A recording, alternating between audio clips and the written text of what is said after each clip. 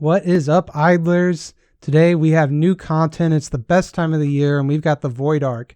So you're coming to this video for tips and tricks, guides. You don't want to make any mistakes, so I'm going to make sure you don't make any by giving you what we believe the best strategies are for the Void Ark. I will preface this by saying that it's day one. It's possible that we don't know everything. We haven't seen some of the later stages to know what the best strategies are. Based on what we know right now, this is what you should be doing. Okay, so the very first thing I want to talk about is your eggs. Because in my previous video, I was like, just give me an egg, give me an egg. I want an egg, I want to start hatching one. But there's something you need to be aware of and some tricks you can do, which are that we know that the very first egg that you get has a 100% chance of hatching a star spawn. And every egg after that only has a 7% chance of hatching a star spawn. And in this case, star spawns are the pets, or they've been called Protoss as well. But they're the creatures that you really want on your team. So we know that the first one we hatch is going to be 100% guarantee be a pet. And we know that the best pets, if you're a in-game player, are the somber eggs, because they have the dark bonuses, the light bonuses, and the transcendence bonuses. So what that really means is you really want to make sure you get that somber pet as soon as possible. And you really want to be using your somber egg first, because it's going to guarantee that you get a somber pet. If you do a chaotic egg, it's just going to give you a chaotic pet, and then you're going to be SOL on your somber egg until you hit this 15 luck thing. So things you want to be trying to do: get a somber egg on your first egg, and when it's your 15th egg, try to get a somber egg, because you really want to get those star spawns guaranteed as soon as possible. Because typically, if you're an in-game player, your best heroes are going to be Transcendence heroes, Dark heroes, and Light heroes. Now, personally, we don't know yet how long it's going to take to get a somber egg. So it might be that if you've accumulated like 8 or 9 regular eggs, maybe it's best to go ahead and start hatching them, because you're getting close to this 15 guaranteed anyway, and you can start getting some bonuses. But at least for a while, you want to try and make sure you get that somber egg first. So yeah, we're all wanting to rush out, get their cool pets, get our cool star spawns, but you really want to try and get a somber egg first. Okay, so the next thing I want to talk about is the navigation compass. This is the map within the Void Ark. It's probably one of the more overwhelming things for a new player or anybody new to the Void Ark, which is everybody right now. What am I supposed to do here? I'm going to start by talking about the 4 different types of planets you can get. There's an empty area, which is just a purple icon that you just clear right away. It's the easiest to clear. It doesn't require any heroes to be placed in it, but you get the least amount of resource for it. Then there's void loads. They're the ones that look like gems, these blue ones right here. They require a hero and they require a collector. And these planets give the best resources. They give Nova crystals, which can be used in the shop, which we will talk about in just a few. But the important thing to keep in mind is for the void loads, you really want to be using your best heroes. So for me, I have a V3 Tix. You can see here I'm getting plus 80% in Nova crystals versus an E5 carry is only giving me 50%. So I want to be using my void enabled heroes on the void loads. It's the best thing you can be doing. Got to use up all those collectors and get all those resources. So we talked about how the void load gives you the resources for the shop. The next planet is the wrecked ruins. They're typically green and they have an egg. And the cool thing about wrecked ruins is they are the planets you can potentially be getting an egg from. The resources you're going to get from wrecked ruins are ones that improve your star spawn, improve your pet. So that's what these kind of planets get you. We're going to go ahead and open, and you can see on this planet we did not get any eggs. If you were going to get an egg, it would show right here.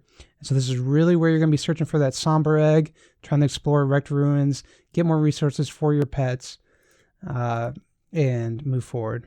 The final planet that you can get is the Transcendence Vault, and the Transcendence Vault is going to have stellar shards and crystals of transcendence. So it's going to help you in the void as far as getting, void enabled heroes, getting your V4 imprints, all that stuff. It's probably the last one you want to go for. Like again, we talked about the void load gives you resources for the shop here within the Void Ark. The wrecked ruins give you resources for your pets, and then these just give you general resources for transcending your heroes. I mentioned it earlier, but you want to be putting your best heroes into the void load planets so that you get the most resources. But the other thing to keep in mind is that if you have more than 15 heroes that are greater than 6 star, you really want to be making sure you use your 15 best heroes. There were definitely people that got burned on the first day because they weren't sure how everything worked together. And so they're putting 6-star heroes in their planets and they were left with E5s at the end. Any hero you put in the planets can still be used in the PvP content, can be used in the PvE content. You always want to be prioritizing putting your highest level heroes in the planets. And again, you want to be prioritizing putting your highest Void imprint heroes on the Void loads. So every day that you log in, there will be 3 new opponents to fight, 3 new PvP fights. You want to make sure that you're always hitting those PvP fights. You can see you get some Nova crystals, which are one of the more valuable resources. And you can just go through and you can go ahead and do the fights. You want to make sure you're hitting all 3 of those every day. The other thing is there's the Void bosses. You'll get a new Void boss every single time you enter a new sector. The very first boss was very easy. I cleared him with my first charge of disintegrators, my first round of stamina. I'm assuming as we open more sectors, it will take multiple attacks to bring that Void boss down. And so increasing your Void sectors so that you can make sure you kill them is going to be important. So I talked about Nova crystals and why they're one of the best resources you need to be getting for the Void Ark. I want to talk about the reason why that is. You can see if you go within the central hall that there are resources and items you can be buying using Nova crystals, okay? A tip that we know is that the best value for your money is getting to level 5 and purchasing these cores of transcendence. And you can see that in order to do that, you need to consume at least 688,500 Nova crystals. And after one day, right now I have 26,000. And so Nova crystals roll over season to season. So we know, or at least we believe we know, that you do not want to necessarily be spending your Nova crystals until you're able to unlock all the way up to level 5 and purchase the cores. So I would not rush out right away and start spending your Nova crystals on these resources. I'd wait and see what you're able to purchase at the end of a season. Going along with that, it could be worth potentially unlocking up to level 3 first to get the Somber Egg.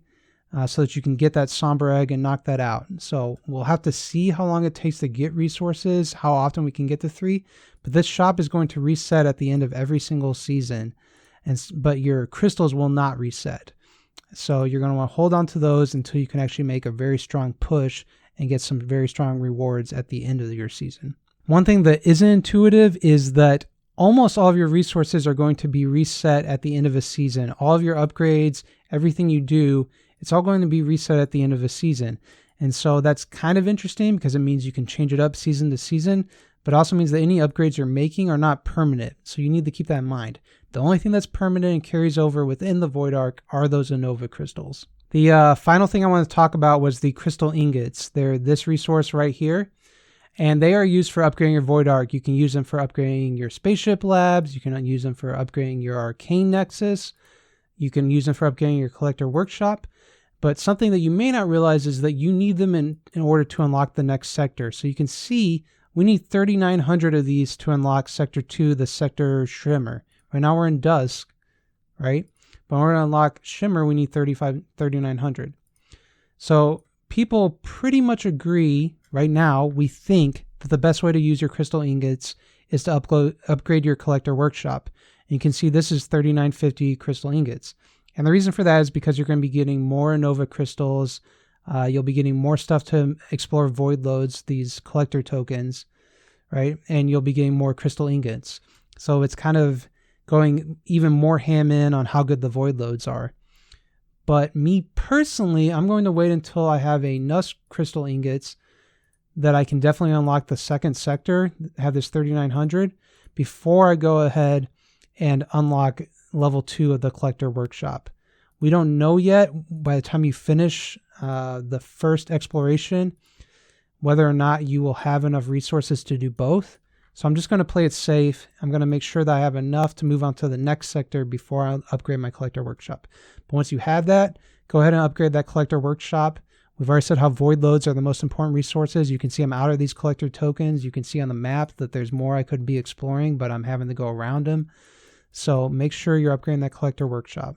Okay, so that's everything I have to share with you guys for right now. Again, this is day 1. It's possible things are going to change, but if you're worried about making mistakes, I tried to highlight some of the more important decisions you can be making. Definitely try and wait for that Somber Egg and balance it out versus when you want to hatch that first egg. But getting that somber pet is going to be very important. If you enjoyed this content, please, please, please subscribe. My channel is growing a lot. I'd really appreciate you watching it. Only 11% of my viewers are subscribed. So if you're one of those 89% that's not subscribed, please consider subscribing. I'd really appreciate it. We are just continuing to grow. I appreciate everybody watching this. I hope it helped. If you have any questions, leave them in the comments, and I will see you all in my next video. Bye.